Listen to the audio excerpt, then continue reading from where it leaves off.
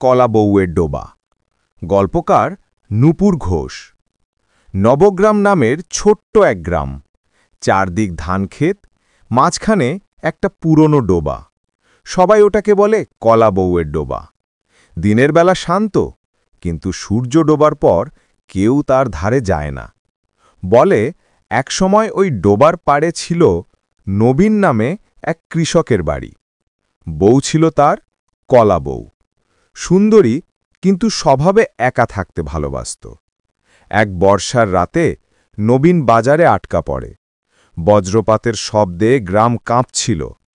আর সেই রাতে কলা বউ নিখোঁজ হয়। সকালে দেখা যায় তার ঘোমটা ডোবার পাশে ভাসছে।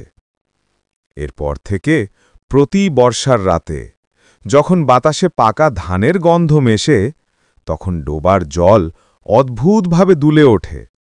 কেউ কেউ বলে জলের ওপরে এক নারীর ছায়া ভাসে।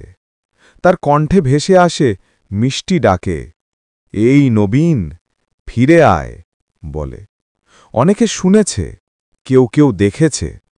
কেউ সাহস করে কাছে গেলে পরদিন সকালে শুধু একজোড়া চুটি পাওয়া গেছে কাদামাটিতে, কিন্তু মানুষটি আর ফিরে আসেনি। বৃদ্ধা ফুলমণি বলে, কলাবউ আসলে মানুষ ছিল না, নদীর জল থেকে এসেছে, আর ডোবার জল তার ঘর। তাই তাকে কলা বউয়ের ডোবা বলা হয়।